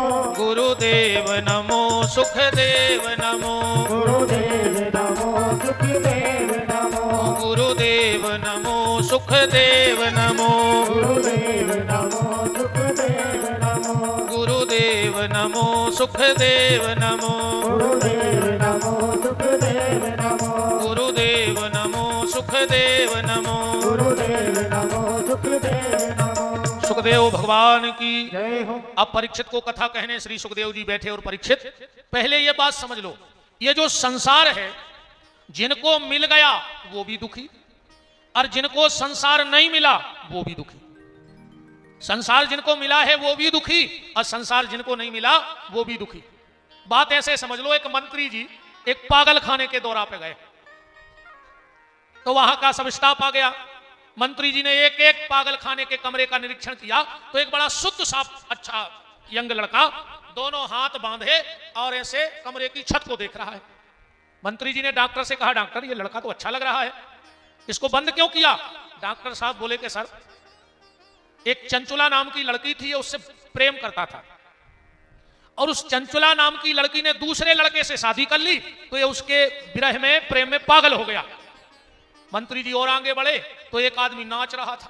बोले ये कौन है? बोले ये चंचुला का पति है। बोले इसको क्या हो गया? बोले चंचुला ने इससे शादी कर ली तो ये पागल हो गया। जिससे शादी की वो भी पागल, जिससे शादी नहीं की वो भी पागल। बस यही संसार है, जिसको मिल गया वो भी पागल और जिसको नहीं मिला वो भी पागल, दोनों पागल हैं। 4 सूत्र जीवन के दिए सर्वप्रथम सुखदेव जी ने। जितासनो, सबसे पहले आसन जी तो चाहिए। जित श्वासो, फिर आलोम विलोम कुंभक रेचक की क्रिया के द्वारा किसी संत सदगुरु के चरणों में बैठ करके योग का अभ्यास करो। जितासनो, जित श्वासो, जित संगो, असंग हो जाओ। असंग का मतलब है अकेले। कथा में भी आओ तो ये भाव मान के आओ कि हम अकेले ही बैठे हैं कथा में। कथा सिर्फ मेरे लिए कही जा रही है, क्योंकि कई लोग कथा सुनने नहीं देते। एक बहुत उच्च कोटि के महात्मा हुए, वो कथा सुनने गए, उनको सुनने थी कथा, उनने सोची हम सबसे पीछे बैठे, प्रेम से कथा सुन ले। वे पूरे के बैठे ही हैं और एक जने आके बगल में बैठ गए, बोले गुरुजी बहुत दिन में दिखाने। उन्हें सोची का समस्या बनी यार, बोले ऐसा ही निकल गए थे घूम और भी आगे खूब खिसक आए, सो वो भी सरक आओ। कह लो गुरुजी एक आधे ना घरे पधारो, उन्होंने कहा यहाँ है और भी और सरक आए, सो वो भी सरक आओ। बोले गुरुजी घरे सब अच्छे हैं। गुरुजी बोले यार हमारे घर के सब मार गए, तुम हमें कथा सुन ले। भाई जोन काम खुआए वो हम कर ही नहीं पा रहे, तुम्हारी पंचायत में लगे, है ना। असंग, अकेले, ये भाव बनाओ कि मैं बिल्कुल अकेला हूं। देखो शास्त्र कहता है व्यक्ति को साल में 1 महीने के लिए घर छोड़ देना चाहिए। साल में 1 महीने इतने दूर रहो कि 1 महीना बन जाए, ना बने तो 1 महीना में 1 हफ्ता को घर छोड़ो, ना छोड़ पाओ तो 1 हफ्ते में 1 दिन को घर छोड़ो। संडे की छुट्टी तो सरकार भी करती है, और हम तो कह रहे हैं इतनों भी न कर पाओ तो 1 दिन में 1.5 घंटा को घर छोड़ो। 1.5 घंटा घर में मत रहो। अब कई लोग कहते गुरुजी हम तो सुबह निकला तो शाम को दिन भर ही घर नहीं गए। इसका मतलब घर छोड़ना नहीं है। घर छोड़ने का मतलब है घर में रहेंगे पर घर के नहीं रहेंगे, रहेंगे घर में पर 1.5 घंटे भगवान का भजन करेंगे। घर में रह के घर छूट जाए तब तो कमाल है। ऐसो घर छोड़े से कछु नहीं हुए। कई भज्जा हर पुणे को वृंदावन जा रहा है, मथुरा पहुंचे फोन निकालो तुरंत फोन, हेलो हमारी याद तो नहीं आ रही, आप बताओ तुमने का घर छोड़ो, पूरा तो खबर जाई पधार के ले गए। ये तरफ से भी बोली आपकी बहुत याद आ रही, अगर आज आप पिते होते तो संतान साथे की चुरिया लुआ देते।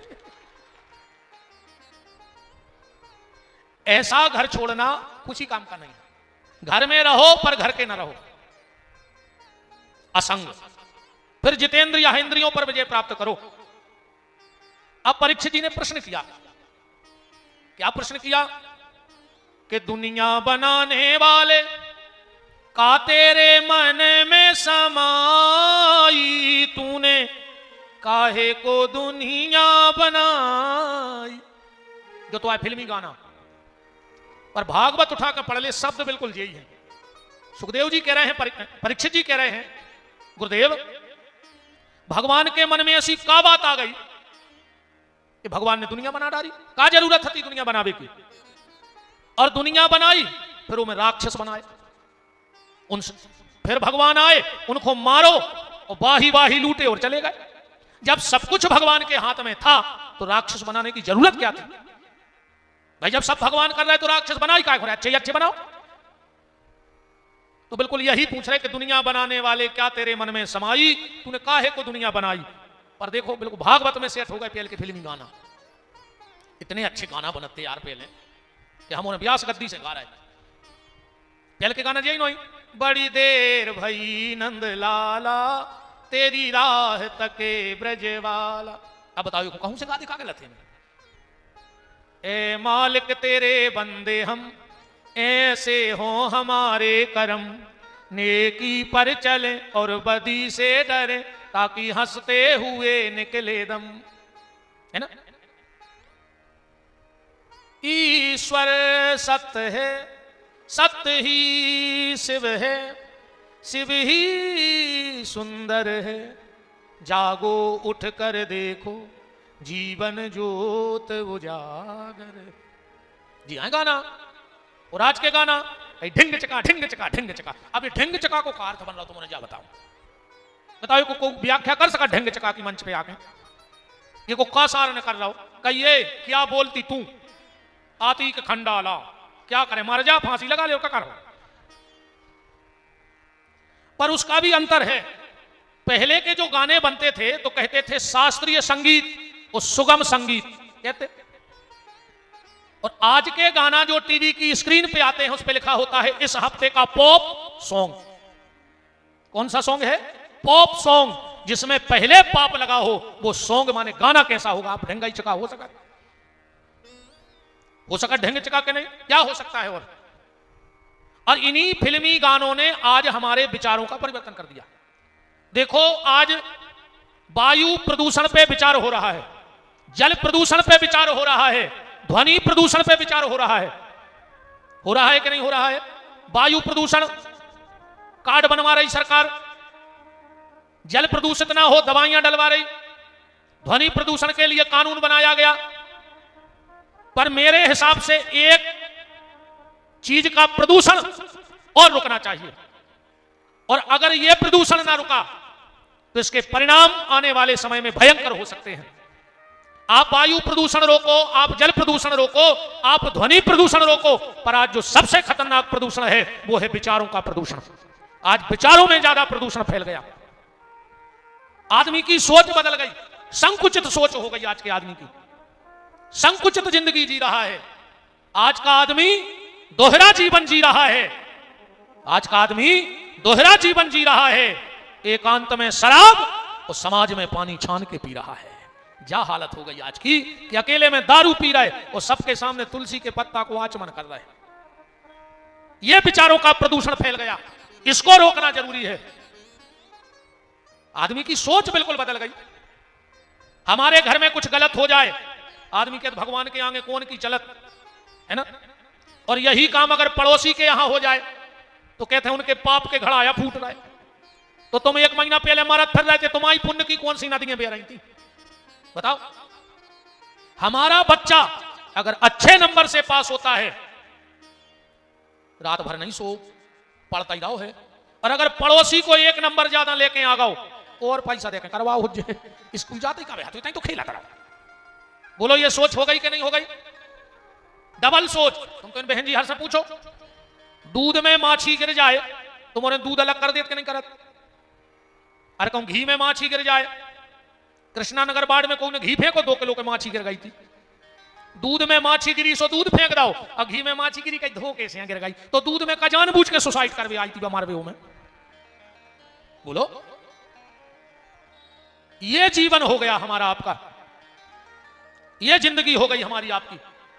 एक बात और बिल्कुल ईमानदारी से बताना, अगर अच्छो दामाद मिल जाए, अच्छो दामाद मिल जाए तो ये डुकरिए ये बूढ़ी बूढ़ी मताई हरे अलग से सुनावे जात मोहल्ला में। हमारे तो भाग खुल गए, हमने ऐसो कौन पुण्य करो तो ऐसो दामाद मिलो है। जहां बिटिया के तो बैठा थे, जब के थे जब लुआ के आऊ थे, कौन पुण्य करे हमने ऐसो दामाद मिलो। अरे कहूं लड़का बहू खुलवा के बड़े शंकर जी नो चलोगा तो भाई डुकरिया मोहल्ला में कहते क्योंकि माई के से कछु ऊपरी करवा दो हमारे मोड़ा पे। कपटन पापन तुम्हारी बिटिया को दामाद घुमाए तो तुम्हारी बिटिया को भाग, और अगर लड़का बहू को लेवा जाए तो के पूरे घर के गुनिया तांत्रिक हो गए। जो भाव तुम्हारा बेटी के लिए है वो भाव बहू के लिए क्यों नहीं बन रहा है? और जिस दिन तुम्हारा भाव बेटी और बहू में एक हो जाएगा, मेरा चैलेंज है तुम्हें स्वर्ग जाने की जरूरत नहीं है, तुम्हारा खुद का घर स्वर्ग बन जाएगा। सोच तो बदलो। आज वायु प्रदूषण की जांच हो रही है, जल प्रदूषण की जांच हो रही है, ध्वनि प्रदूषण की जांच हो रही है। बोलो पूज्य छोटे सरकार की। बड़ा ही सभी लोग अपने अपने स्थान पर उठ करके खड़े होकर दर्शन करें, मेरा निवेदन है। हमारे मालिक हैं, हमारी सरकार हैं, हमारे सर्वस्व हैं, और यह हम सबका बड़ा सौभाग्य है कि दर्शन हो रहा है। आपके श्री चरणों में बारंबार प्रणाम है, वंदन है, नमन है, और आपकी कृपा करुणा इस शरीर पे तो बरस ही रही है, इन सब भगवत भक्तों पे भी आपकी कृपा बरसती रहे। समस्त जनता जनार्दन की तरफ से आपके श्री चरणों में कोटि नमन प्रणाम वंदन है। बोलो जय जय सरकार की, जय हो, अजब धाम की, जय हो, छोटे सरकार की, जय हो। कि सबसे सुंदर सबसे प्यारा है प्यारा अजब धाम। ऐसी कृपा कर दो मालक, आते रहे सुबह शाम, कभी कभी वो द्वार न छूटे, आपका हाथ न छूटे, कभी वो द्वार न छूटे, आपका हाथ न छूटे। सबसे सुंदर सबसे प्यारा है प्यारा अजब धाम। ऐसी कृपा कर दो मालक, आता रहूं सुबह शाम, कभी वो द्वार न छूटे, आपका साथ न छूटे, कभी वो द्वार न छूटे, आपका साथ न छूटे। हरि।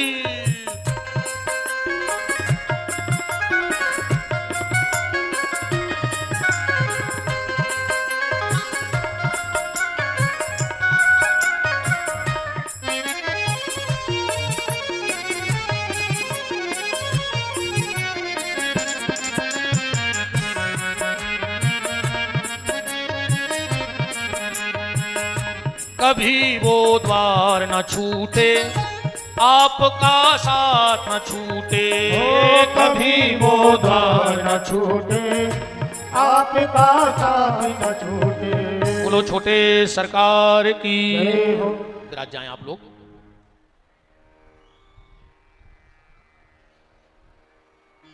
आज बस एक भाव से कथा को विराम देंगे। आज संतान सप्तमी तो है ही। मैं व्यासपीठ से सरकार के चरणों में निवेदन करता हूं कि ऐसी कृपा आपकी बनी रहे कि ये जो माताएं आज अपनी संतान की दीर्घायु के लिए व्रत उपवास कर रही हैं, आप ऐसी कृपा करें इन माताओं की गोदी के लाल दीर्घायु हों, यशस्वी हों, धनवान हो, नामवान हो। देखो, कुलवान आप नहीं बन सकते। कुलवान बनना आपके हाथ में नहीं है। भगवान ने जिस कुल में आपको जन्म दिया है, आपको उसी कुल में रहना पड़ेगा। कुलवान आप चाह के भी नहीं बन सकते। जिस कुल में भगवान ने आपको जन्म दिया है, आप उसी कुल के रहोगे। धनवान बनना भी आपके हाथ में नहीं है, क्योंकि धन हान लाभ जीवन मरण जस अपजस विधि हाथ, वो ब्रह्मा के हाथ में है। तुम्हें कितना धन मिलना है, कितना हानि है, कितनी लाभ